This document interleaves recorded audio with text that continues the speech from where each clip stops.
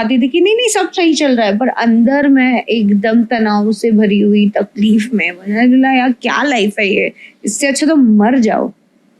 Rashmi Desai Indian television industry की एक well known face है। जितना ऑडियंस ने उनके परफॉर्मेंसेस को ऑन स्क्रीन पसंद किया है, उतना ही रश्मि अपनी पर्सनल लाइफ की वजह से कंट्रोवर्सीज में भी रही है। चाहे वो शो के सेट पे सिद्धार्थ शुक्ला के साथ की फाइट हो, रश्मि का अब्यूजिव और टॉक्सिक मैरिज हो, या फिर नेशनल टेलीविजन पे उनके साथ की गई चीटिंग हो। इस वीडियो में ये सब के बारे में जानेंगे और इसके साथ ही ये जानेंगे कि क्यों रश्मि ने सलमान खान की फिल्म में काम करने से रिजेक्ट कर दिया था, क्यों टीवी की सक्सेसफुल एक्ट्रेस होने के बावजूद वो एक समय पे होमलेस हो गई थी और उनके पास ऑलमोस्ट कुछ भी नहीं था। तो सबसे पहले रश्मि देसाई का रियल नेम शिवानी देसाई है। उनका जन्म 13 फरवरी 1986 को आसाम में हुआ था। वो बेसिकली गुजराती फैमिली से बिलोंग करती है और रश्मि का बचपन मुंबई में उनके भाई गौरव देसाई और उनकी मदर के साथ बीता। रश्मि के पेरेंट्स का काफी समय पहले डाइवोर्स हो चुका था। सो रश्मि का बचपन नॉर्मल बच्चों जैसा बिल्कुल नहीं था। फैमिली फाइनेंशियली काफी वीक थी। उनकी मदर एक टीचर थी जो रश्मि और उनके भाई की स्टडीज का और घर का खर्च चलाती थी। इसीलिए रश्मि को किसी भी तरह अपनी फैमिली को फाइनेंशियली सपोर्ट करना था। उन्हें अपनी मदर की हेल्प करनी थी। तो रश्मि ने अपनी पढ़ाई के साथ साथ 16 की एज से काम भी करना शुरू कर दिया था। उन्हें या तो एयर होस्टेस बनना था या फिर डांसर बनना था। रश्मि का ड्रीम था कि वो सरोज खान की तरह एक अच्छी कोरियोग्राफर बने और इसीलिए रश्मि ने डांसिंग सीखी और उसके साथ वो डांस सिखाती भी थी, जिससे उन्हें कुछ पैसे मिल जाते थे। रश्मि ने अपनी एक्टिंग करियर की शुरुआत रीजनल फिल्म से की थी और 2002 में रश्मि ने असामीज लैंग्वेज फिल्म कन्यादान से डेब्यू किया। उसके बाद रश्मि भोजपुरी इंडस्ट्री में एंटर करती है। वहां रश्मि ने इंडस्ट्री में अपना नेम शिवानी से चेंज करके दिव्या कर लिया और 2003 में इन्होंने बालम बड़े नादान, मायरे, कर दे बिदाई जैसी 2 फिल्में की और तभी इन्हें 2004 में बॉलीवुड फिल्म मिलती है ये लम्हे जुदाई के। इस फिल्म में लीड थे बॉलीवुड सुपरस्टार शाहरुख खान एंड रवीना टंडन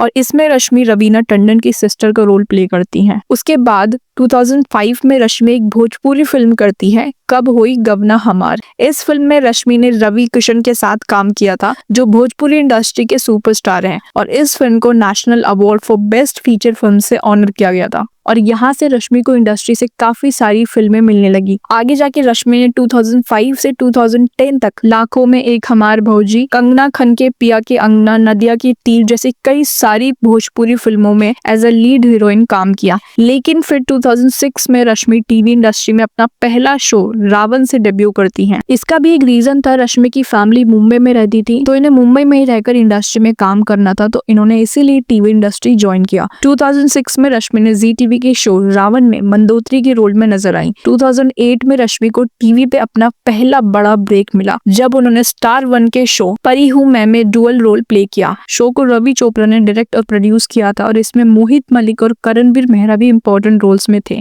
और इसी शो के बाद एक बार फिर दिव्या देसाई, जो पहले शिवानी देसाई थी, अब वो रश्मि देसाई बन चुकी थी। इन्होंने एक बार फिर अपना नाम चेंज किया और तब से ये रश्मि देसाई ही है। उसके बाद रश्मि ने स्टार प्लस का पॉपुलर हॉरर थ्रिलर शो फिर कोई है में प्रिया का रोल प्ले किया। 2009 में रश्मि ने सोनी टीवी के शो मीत मिलादे रब्बा में नजर आई। उसके बाद 2009 में ही रश्मि को एक ऐसा शो मिला जिससे इनका करियर एक अनदर लेवल पे चला गया, कलर्स टीवी के लॉन्ग रनिंग शो उतरन, जिसने उन्हें घर घर तक पहुंचाया और सबसे ज्यादा रिकॉग्निशन मिली। उन्होंने पैरेलल लीड प्ले किया टीना दत्ता के साथ। रश्मि ने इशिता पांचल की जगह एडल्ट तपस्या ठाकुर का रोल प्ले किया। उतरन सिर्फ इंडिया में नहीं बल्कि इंडिया के बाहर भी काफी पॉपुलर हुआ। इस शो के लिए उन्हें कई अवार्ड्स मिले, जैसे कि IT award for best actress popular, Indian telly award for best actress in a negative role popular. जनवरी 2012 में उन्होंने शो से एग्जिट लिया, लेकिन नवंबर 2012 में पॉजिटिव शेड्स के साथ वापस आई और 2014 में उन्होंने फिर से शो को क्रिएटिव डिफरेंसेस की वजह से छोड़ दिया। और इसी शो के दौरान ही रश्मि की मुलाकात नंदिश संधू से हुई थी, जिन्होंने शो में वीर सिंह बुंदेला का किरदार निभाया था, जहां से ये दोनों एक दूसरे को डेट करना शुरू करते हैं। आगे जाके 12 फरवरी 2011 को ये दोनों शादी कर लेते हैं। पहले तो इन दोनों ने अपनी शादी प्राइवेट रखने की बहुत कोशिश की थी, एक तरह से सीक्रेट ही रखा था। इसके बारे में किसी को पता नहीं था कि रश्मि ने शादी कर ली है, लेकिन फिर भी बाद में मीडिया में पता चल ही गया, जिसके बाद रश्मि देसाई और नंदिश संधू की love story Indian TV industry में काफी डिस्कस हुई थी। फैंस इनकी जोड़ी को काफी पसंद करते थे, लेकिन इनकी शादी में बहुत जल्द ही प्रॉब्लम्स आने लग गए थे, जिसके बाद 2014 2014 में दोनों ने डाइवोर्स लेने का डिसीजन लिया। डाइवोर्स 2015 में फाइल हुआ और 2016 में फाइनल हो गया। लेकिन रश्मि के लिए इतना भी इजी नहीं था, क्योंकि बचपन में उन्होंने अपने पेरेंट्स का डिवोर्स भी देखा था और कभी उन्हें वो कंप्लीट फैमिली या लव कभी मिला ही नहीं था। और जब उन्हें अपने पार्टनर नंदीश में ये सारी चीजें मिली तो उसमें प्रॉब्लम शुरू हो गई थी। लेकिन फिर भी रश्मि और नंदीश अपनी रिलेशनशिप को सेकंड चांस देना चाहते थे, इसीलिए उन्होंने 2015 में नच बलिए सीजन 7 में एक साथ पार्टिसिपेट किया था। और अपने इंटरव्यूज में भी रश्मि ने बताया था कि इनका नच बलिए में पार्टिसिपेट करने का सिर्फ एक ही रीजन था, अपने रिलेशनशिप को एक और चांस देना। और चीजें कहीं ना कहीं ठीक हो भी रही थी, लेकिन बाद में रश्मि ने बताया कि अब वो इस रिलेशनशिप को आगे नहीं ले जाना चाहती। उनके अकॉर्डिंग उनका रिश्ता नंदीश के साथ काफी अब्यूजिव और टॉक्सिक हो गया था और दोनों के बीच काफी फाइट्स और आर्ग्यूमेंट्स होते थे।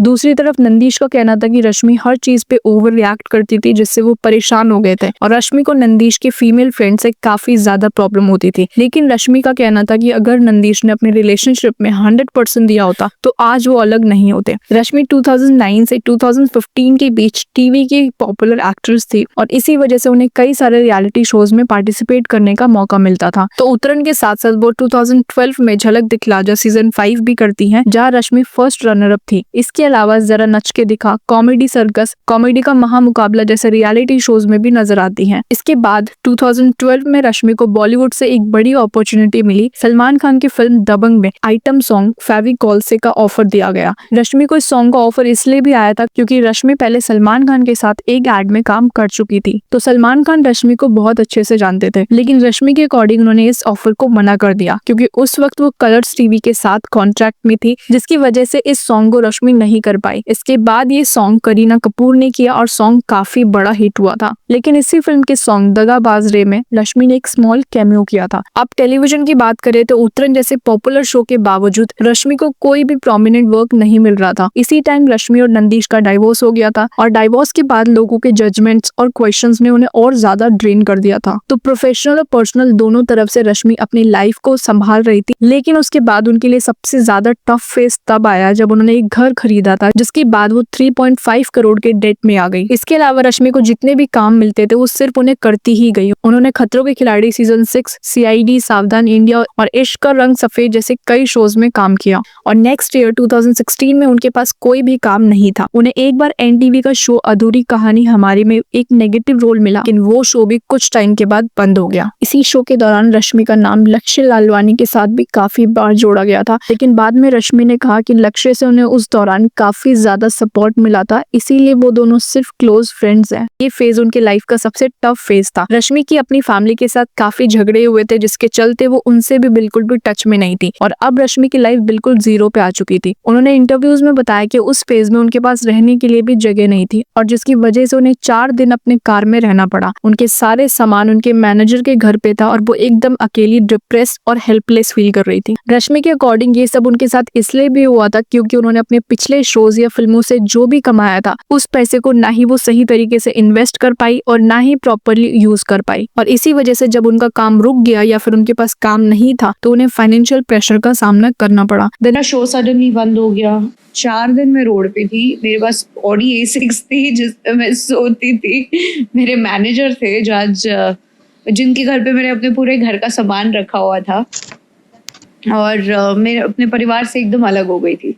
लकीली 2017 में रश्मि को सुपरस्टार नाम की गुजराती फिल्म मिली और कलर्स टीवी के शो दिल से दिल तक मिला, जिसने उनकी फाइनेंशियल कंडीशन को थोड़ा स्टेबल कर दिया और उनके करियर को भी दोबारा एक पुश मिला। इस शो के बाद उन्होंने अपना हाउस लोन रीपे करना स्टार्ट किया और धीरे धीरे अपनी फाइनेंशियल प्रॉब्लम्स को हैंडल करना स्टार्ट कर दिया। इस शो में रश्मि ने जैस्मिन भसीन और सिद्धार्थ शुक्ला के साथ काम किया। शो में सिद्धार्थ शुक्ला और रश्मि देसाई की ऑन स्क्रीन केमिस्ट्री को काफी ज्यादा पसंद किया जा रहा था, जिससे उनके फैंस को लगने लगा था कि रश्मि और सिद्धार्थ एक दूसरे को डेट कर रहे हैं। लेकिन ऑफ स्क्रीन तो कुछ और ही कहानी चल रही थी, जिसका रिजल्ट आपको बिग बॉस 13 में भी देखने को मिला होगा। तो बिग बॉस में जो रश्मि और सिद्धार्थ की इतनी ज्यादा फाइट्स हुई थी उसकी शुरुआत ही दिल से दिल तक के सेट से हुई थी। तो जब ये शो स्टार्ट हुआ था तब रश्मि और सिद्धार्थ काफी अच्छे दोस्त थे। उनकी इनिशियल ऑफ स्क्रीन बॉन्डिंग इतनी स्ट्रॉन्ग थी कि उनकी ऑन स्क्रीन केमिस्ट्री नेचुरली काफी इंप्रेसिव लगती थी। लेकिन जैसे जैसे शो आगे बढ़ा, क्रिएटिव डिफरेंसेस और पर्सनल इश्यूज की वजह से दोनों के बीच कई बार झगड़े होने लगे और ये कॉन्फ्लिक्ट्स इतने ज्यादा बढ़ गए कि प्रोडक्शन प्रोडक्शन टीम को भी उनके साथ शूट करने में मुश्किल आने लगी। रश्मि ने बताया था कि सेट पे वो एक दूसरे की फेस भी देखना पसंद नहीं करते थे और दोनों ने 9 महीने तक एक दूसरे से बात नहीं की थी। और इसी टाइम ये भी कहा जा रहा था कि सिद्धार्थ शुक्ला का बिहेवियर अपने बाकी को स्टार्स के साथ बिल्कुल भी ठीक नहीं था और इसी के बाद सिद्धार्थ को शो से रिप्लेस कर दिया गया। उसके बाद सिद्धार्थ और रश्मि दोनों को बिग बॉस 13 का ऑफर मिला और तब ऑडियंस को इनकी फाइट्स और आर्ग्यूमेंट्स के बारे में पता चला। शो के दौरान इनके बीच काफी बार अगली फाइट्स हुई जो शो के मेन हाईलाइट में से एक बन चुका था, लेकिन शो के एंड तक इनके बीच चीजें कुछ हद तक ठीक ठाक होने लगी थी। इसके बाद बिग बॉस 13 में ही अरहान खान की एंट्री होती है जो रश्मि के बॉयफ्रेंड होते हैं। उन्होंने शो में आते ही बताया कि जब रश्मि के पास करोड़ों के लोन्स थे तब अरहान ने रश्मि को सपोर्ट किया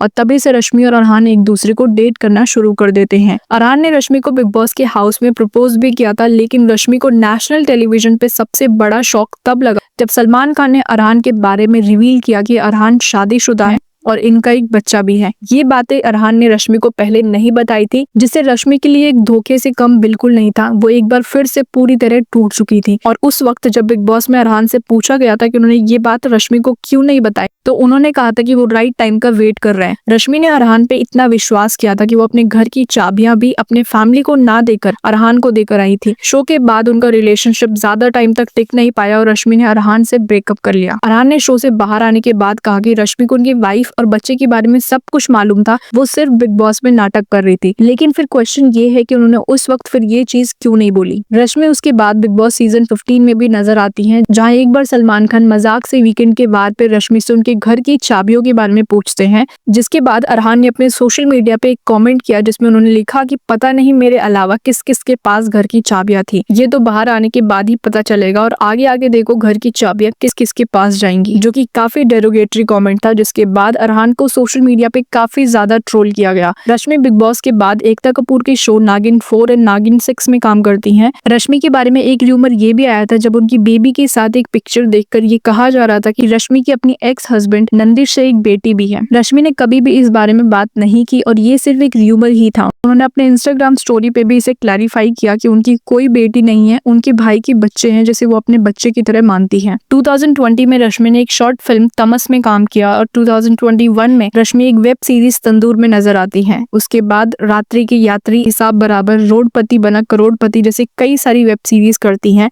और इसके अलावा रश्मि की गुजराती फिल्म मॉम तेरे नहीं समझे रिलीज हुई है, जिसे ऑडियंस के साथ साथ क्रिटिक्स ने भी काफी अप्रिशिएट किया। रश्मि की पर्सनल लाइफ हमेशा से इतनी स्टेबल नहीं थी। बचपन से उन्होंने रिलेशनशिप के टूटने का एक्सपीरियंस देखा था और इसी वजह से उनकी पर्सनल लाइफ इतनी ज्यादा स्मूथ नहीं थी, लेकिन इसके बावजूद आज रश्मि अपनी मदर और फैमिली के साथ काफी स्ट्रॉन्ग बॉन्डिंग में है। उन्होंने प्रोफेशनली अपने काम में काफी अच्छा मुकाम हासिल किया। So that's it for today. आपने रश्मि का कौन सा शो देखा है? Let me know in the comment and if you like the video please like, share and subscribe to the channel.